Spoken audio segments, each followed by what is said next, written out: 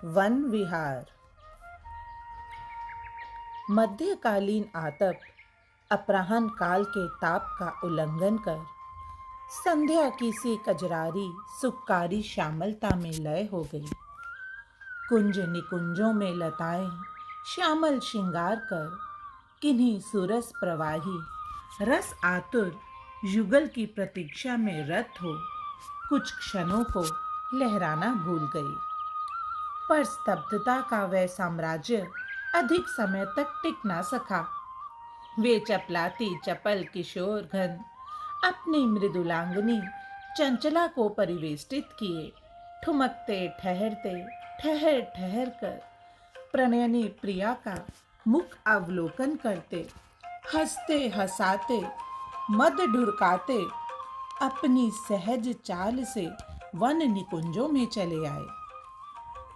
नमस्त दामिनी ने दमक कर उनकी आरती की। घटाओं ने उन पर मोती न्यौछावर किए। सजल सुशीतल समीर झकोरों ने उनके श्रम का निवारण किया। विहागवली ने उल्लास में भर उनका स्तवन गान किया। लता विटपो ने इतने पुष्प बरसाए कि मार्ग सुमनमय हो गया। वन्य शोभा निरखते पुलकते वे किशोर किशोरी एक विशाल स्वच्छ निकुंज में आ सघन कदम्ब तर पड़ी सुचिकन शिला पर राजित हुए।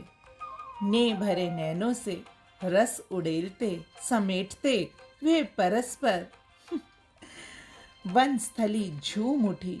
कुंज निकुंजें फिर लहराने लगी। समीर झकोरों ने वृक्ष लताओं को झकझोर सचेत किया। और ये लो देखो, उस फूले कदम विटम से पुष्प वर्षा होने लगी।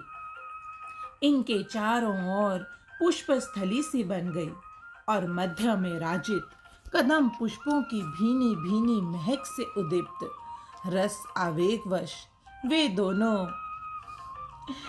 हृदय की तीव्र धड़कन श्वास निश्वासों की उष्ण गति रोमांच पुलक से भूषित सुअंग माधुरी।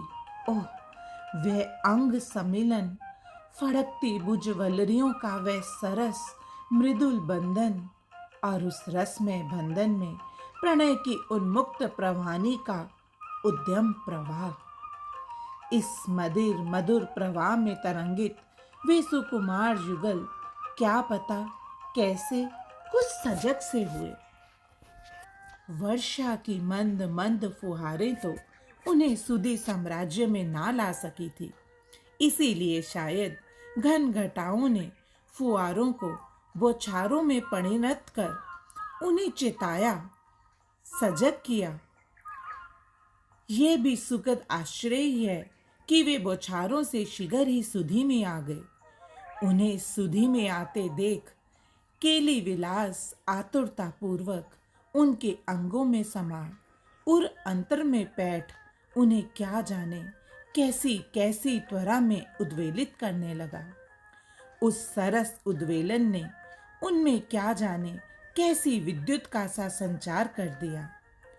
कुछ देर तो सूरज झरी लगाते रस में भीजते रीझते से उठे वे और समीप के कक्ष में जा मृदुल बिछौने पर आसीन हो गए। भीतर गमलों में लहकती लताओं ने पुष्प वर्षण कर उनका अभिनंदन किया। अब दोनों सजग सावधान थे। उन नन्हे नन्हे पुष्पों के कोमल स्पर्श ने ना जाने क्या स्मरण हो आया उन्हें कि वे सिहरे और सिहरते ही रह गए। नवल नेह की नव नव रस चेष्टाओं सुरस भंगिमाओं नवल उमंग मालाओं नव नवायमान केली कलाओं के रेले मेले में हुलसते विलसते कब संध्या के सुरमीले आंचन में दुबक सिमट कर वे रह गए। संध्या कालीन विहग कलरव भी अब उन्हें सूरस मूर्छना की क्रोध से निकाल न सका। परिधान आभरणों की सुधि नहीं, रोम रोम की उलझन से मुक्ति नहीं, रसांकों को बिखेर का भान नहीं, अनुमान नहीं। अमंद वर्षा ने कक्ष के चारों ओर जल राशि की बाढ़ बना दी। गंभीर मेघ गर्जना से चौंक जब वे हिले तो परस्पर अवलोकन कर वे सलज्ज समित माधुरी से भूषित हो सिहर उठे। रसिक शेखर प्रिया की चिबुक परस मक्त मुग्ध वाणी में बोले, प्रिय, इस मेघ गर्जना में क्या सुना तुमने? प्रिया सिहरी, कोमल वपु पुलक उठा। वह कुछ कहने ना पाई थी कि सहसा पश्चिम नभ में दामिनी दमक उठी। पर आज उसमें कड़क न थी, धीमा सा सुखद मृदु आनंद था। उसी दमक ने भीतर आ फिर उन दोनों को चौंका दिया। पर आज सुकुमारी श्री राधिका भीत नहीं हुई। प्रियतम का कर में ले, वह तो प्रियतम ने फिर अपना वही प्रश्न दोहराया। नवनागरी मुस्कुराई। प्रिय के विशाल वक्षस्थल में मुख छिपा धीमे स्वर में बोली, और दामिनी की दमक में तुमने क्या पाया?